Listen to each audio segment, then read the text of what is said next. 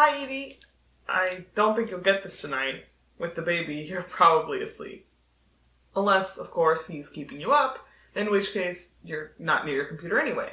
But I needed to record this because I needed someone to talk to. And I know that you don't like these videos. You probably find it weird that I'm making one anyway. Why make a video when you could Skype or call or text or whatever? But like I said, it's too late for any of that right now. So, here I am. We got Francie out of town last night. We couldn't risk her staying even another day, so we had to. We drove to the Amtrak station, and I took the really long way around. Francie thought I was being overly paranoid, but after what happened last night, I'm really glad I did. We parked the car, and we walked in, and we printed off Francie's ticket because our printer is on the fritz for some reason. Everything was quiet, except Thornton was there. After we printed off Francie's ticket, I saw Thornton across the parking lot, getting ready to leave.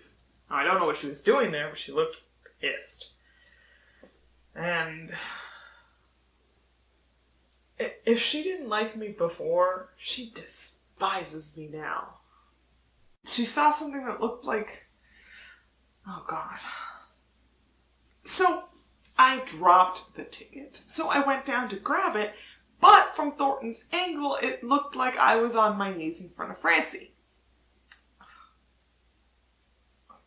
Okay, Edie, what would you think was happening if you saw somebody you knew in front of somebody you didn't, and that you thought was a stranger, on their knees in the middle of the night in a train station?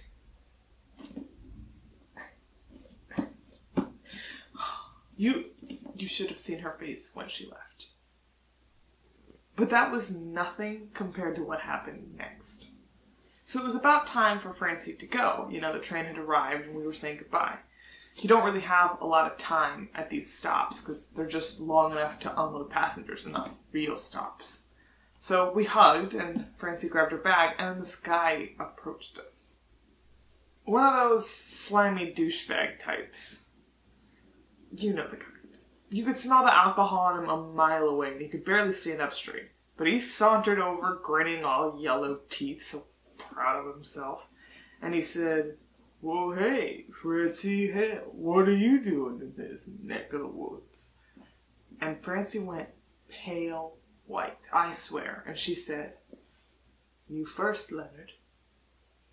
And then there was this whole Mexican standoff before Leonard's just dove at Francie trying to grab her. Which confirmed what I had suspected, that this asshole Leonard was part of Francie's unit, and he knew what she had done in the Middle East. Now, I tried to get in between them, but have you seen me? There wasn't anything I could do.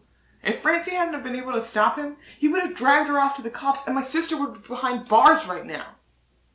But Francie did. She pushed him as hard as she could, and he fell hard onto the pavement, which gave her enough time to grab her bag and jump onto the train just as it left. She blew me a kiss, and then she was gone.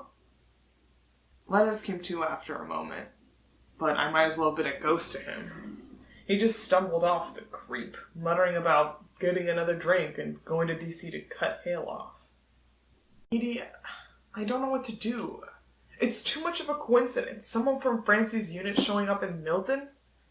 If Leonard finds Francie, it's all over. If the cops track them down in DC... You know I don't put much stock into praying. But if you could just send out a thought or a message to the universe for Francie, it would mean a lot to me. I hope you and your captain are getting some well-deserved rest. I love you.